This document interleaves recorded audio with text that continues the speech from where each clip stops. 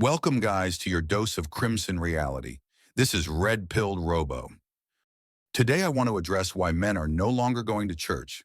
The American church has seen a sharp decline in male attendance within the last few decades. This is a topic that is very relevant to me personally.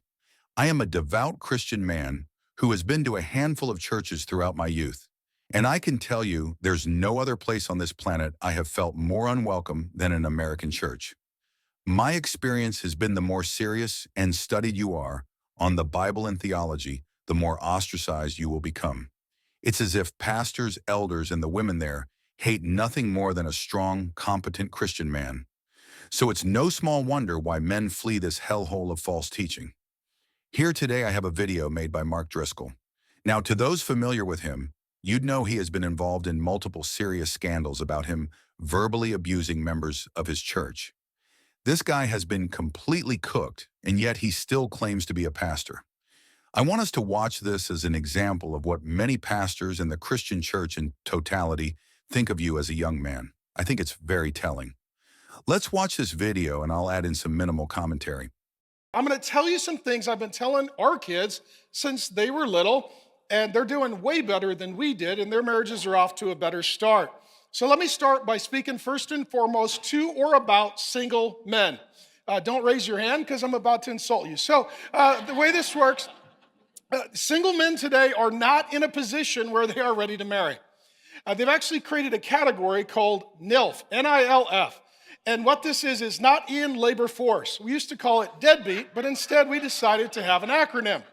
There are now a record number of able-bodied young men not in the workforce. We dealt with this at Real Men recently on a Wednesday night, and I'll revisit it briefly. See you guys on Wednesday night.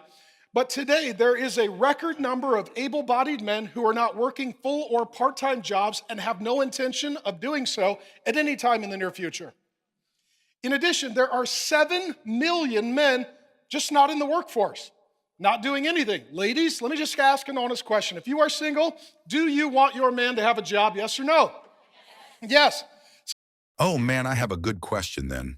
So these same women would probably say that Jesus is the ideal man, right? I've heard countless church girls say that Jesus is their boyfriend. Further, to any Christian, they'd have to say Jesus was the very image of the ideal man. But, oh no, there's a problem. See, this is why these people are so off target. Jesus didn't have a job. He was literally a homeless guy. That's right. He and his disciples quit their jobs and left their hometowns to wander around homeless and minister. They went from town to town and had to mooch off of other people who let them stay at their homes. If Jesus was here today, these kinds of people would tell him he's a loser who needs to stop mooching off of others and get a job. They would kick him out of their churches for being a deadbeat. I guess to these people, Jesus wasn't a real man. See how stupid this is? Guys don't understand. Guys are like, I bet you she really is into my car stereo. No, she's not. No, she's not. No, she's not. She could care less.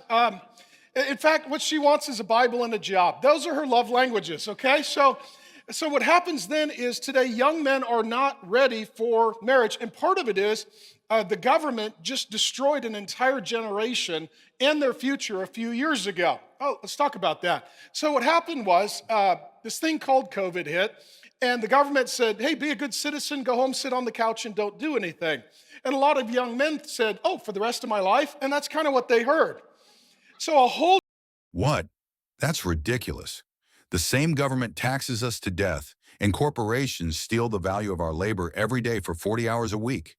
And when they give us a measly $1,800 back because we lost our job, we're going to pretend that that's mooching?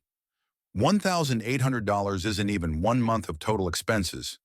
Those motherfuckers printed over $40 trillion and gave it to banks in 2020.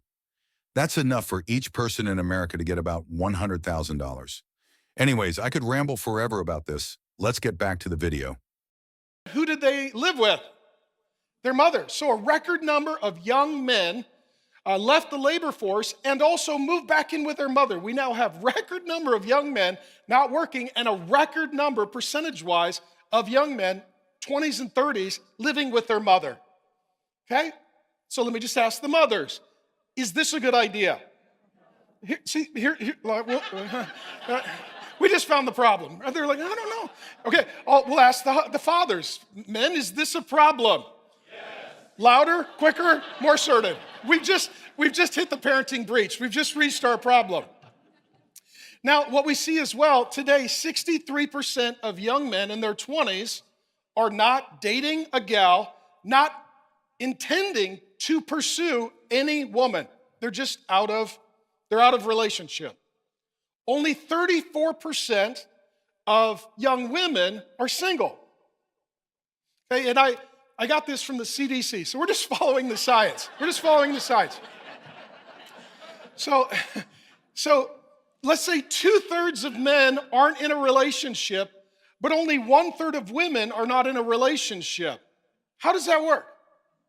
Thanks for asking. There's two answers. Number one, younger women are dating older men, or more than one guy.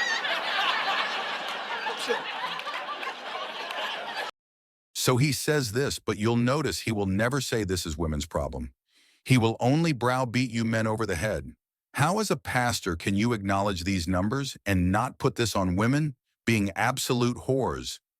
I mean, come on. Don't put this shit on the table and then pretend you're being fair.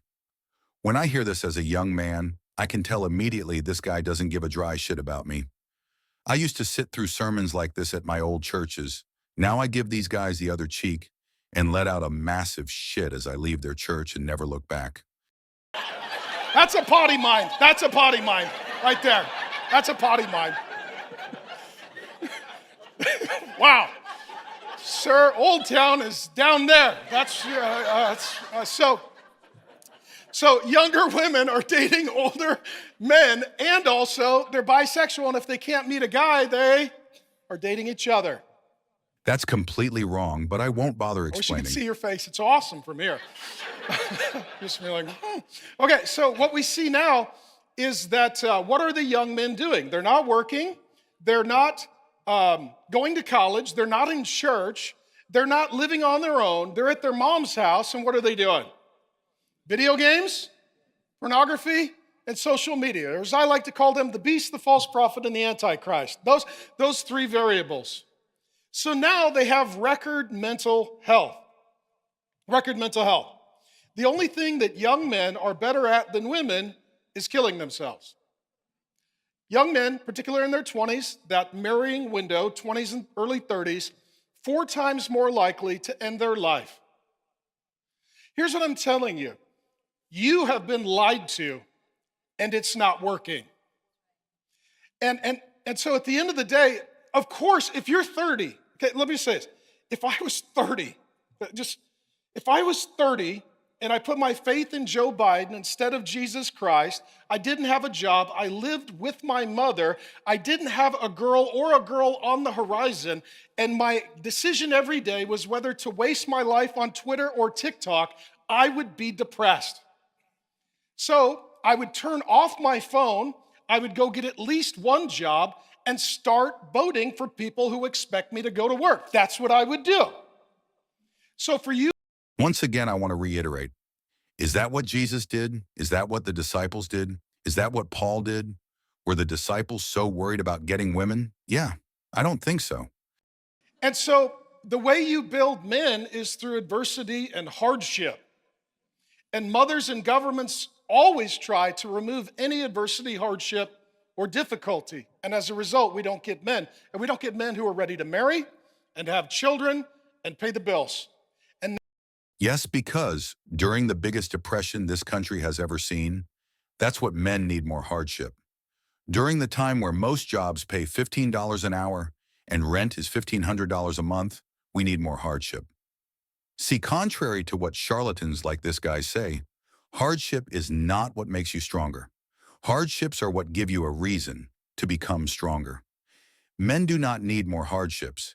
They need an opportunity to become stronger, despite those hardships. If you blast your muscles in the gym doing thousands of reps, it's going to destroy your muscles, not make you stronger. You need resources and relief to recover and grow stronger. See, I guarantee you this guy has never had any real hardship in his life. He's never been truly destitute. You can tell because that shit humbles you. It crushes the pride right out of you. I don't see that in this guy. And you're like, I'm triggered and I'm troubled, and this just sounds all very wrong. You've been lied to. You don't know what you're doing. It's not working. Okay? And I tell you that not because I hate you, because I love you. And once you realize this, you'll see that you have been lied to and it's not working. The real people who have lied to me were cuck pastors like you. You have no sense of nuance. You think everyone is a Joe Biden supporter, or they agree with you. Men aren't struggling because they are coddled and have no adversity. They're struggling because boomer cucks like you have your greasy hands around our neck, choking us to death. You go to the lowest in society and decide you need to drive them further down. How dare you use the name of Jesus to belittle those who are poor and needy? You don't know the first thing about Christianity. You just use it for the parts that you can twist to benefit yourself. You only call out men and never women. And why? Because you want the tithe money that comes from productive men. You get paid enough money to support a whole family off of you blathering around on a stage as a supposed pastor, yet you know nothing about Christianity. You don't give a shit about strong Christian men. And that's why we're leaving. That's why we don't go to these churches. Because what harmony does light have with darkness? I can't be holy and take part with sinners. Sorry, I'm walking away with the word of God like the patriarchs before me. If I'm alone in wanting what is righteous, so be it. I'll join Elijah, Noah, and all of the prophets. At least they would understand me. Thank you guys for watching. Stay awake. This has been Red Pilled Robo. I'm shutting down until next time.